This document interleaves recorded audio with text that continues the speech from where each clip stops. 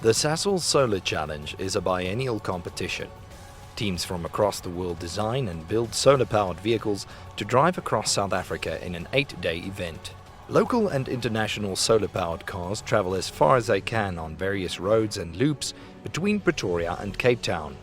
In 2018, the teams are expected to travel distances between 2,500 and 5,000 kilometers. The 2018 event from 22 to 30 September 2018 traverses some of the world's most beautiful and diverse landscapes, from savannas and mountainous roads to coastal forest. International teams are attracted to the challenge of competing in varying road conditions and weather situations across an altitude that ranges by nearly 2,000 meters. The South African Solar Challenge was established in 2008 by Winston Jordan with mentorship and support from World Solar Challenge race director Chris Selwood. The Solar Challenge encourages young people to pursue science, technology, engineering and mathematics by showing what can be done with these subjects. The solar vehicles, from their aerodynamic design to the telemetry used to plan their path, are impressive visual representations of the STEM subjects in action.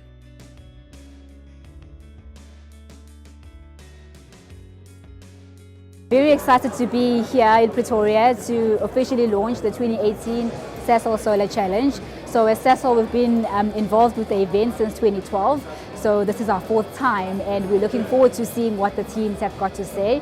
Extremely proud of the partnership that SASOL has with the team from Central University of Technology, as well as their combined St. Augustine's and St. Albans, and we're looking forward to seeing what they've got for us in 2018. So as a SASOL, as a brand, we partner with events and we sponsor initiatives that really support our brand.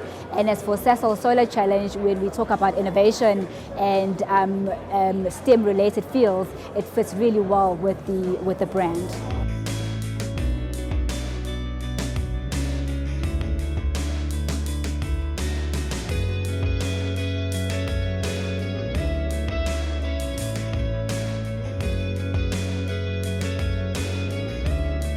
Well, we're always trying to push the boundaries of innovation, of engineering, of ingenuity. We're also looking for projects for our students to participate in, and this is a platform for us to have a multifaceted engineering project. Because of the niche area of an electric vehicle and of a solar car, I think there's not a lot of help out there. There's no point of reference to go somewhere and to speak to someone and to say, how did you do this, and what has been done in the industry, because it's not been done so many times before. Obviously, when we give normal classes, we're teaching and it's a lot of theory and we want practical lessons. But a project like this sort of pushes that on a level that's sort of far better, because now all those lessons, all those things have to happen. It's sort of a very real, tangible output, which means the students have to work hard, have to apply that knowledge and have to learn fast. I mean, I'm learning a ton in this project as a lecturer, and then the students themselves are also learning far more than they would learn in any class. Because it's a design, it's the mechanical design, it's electrical design, there's software design, there's logistical, let's call it design or management, and all these areas need to work in synergy to actually produce something that works. We're all basically working together through building the car. We're focusing mainly on the more electronic setups of the car. At the moment, doing the route analysis so that we know the different elevations throughout the route. I think so often we get caught in the theory of a classroom, and I think particularly for boys at a high school, I think they can start experiencing what university students are experiencing. They can start interacting directly with science and technology, and in this case engineering, and I think one learns more by doing. So it makes every sense to get involved in a project like this. There is a lot of learning that is happening between us and the St. Albans College, not necessarily on the part of the children and not only necessarily on the part of our children, but we've had conversations in the past with Shane, the headmaster of St. Albans, to be clear on what our children need to learn from the collaboration that we have between the two schools. A collaboration that is meant to bring learning from both sides. So St. Albans boys learn from our children, and our children also learn from St. Albans boys. We're hoping to take this project even further. I mean, we collaborate on a number of levels. but we're hoping to take this project even further, making sure that we have a direct link with Leap School in Karankua, a digital link so that we can share classrooms, we can share teachers, we can really share complex problem solving.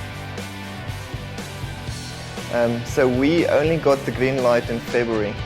So we started CAD design in February and do all the research on what motors, what batteries, all that stuff. We basically had a few weeks to do the base design on, and then of course we had to start ordering as soon as possible to get the parts that we need from overseas as soon as possible. So the big issue is CAD design. It takes time to do CAD design. We just don't want to go there with a car. We really want to be competitive the first time running. We also have a new type of idea. We don't want to just copy-paste the car. We went for a completely new design where we want to look into the movement of panels to track the sun. Where the other cars are more focused maybe on aerodynamics, we want to track the sun, but we still want to incorporate aerodynamics into movable panels. This is the kind of competition we've seen on television, and we've obviously been very excited to try and do that sort of thing, but the money was the issue. And so we were happy to get funding from the Technology Innovation Agency. And with that funding, we basically thought we'd be able to do something and at least participate and gain the experience. We don't expect to do fantastically the first time, but we've got to start somewhere. One of my biggest passions has always been renewable energy. So when the idea came across of solar energy and the solar car challenge, it just caught my attention at the same time. And the mere fact that I'm even working on a solar furnace right now for my design project in my BTech, I just had to grasp the opportunity instantly. It is often said of engineers that engineers can only engineer. These people that look down a pipe and all they can do is engineer. So what we are very much at the Faculty of Engineering, we're in contact with industry. We have them in our boardroom once a year where we have them come and give us feedback as to how our engineers are faring in practice.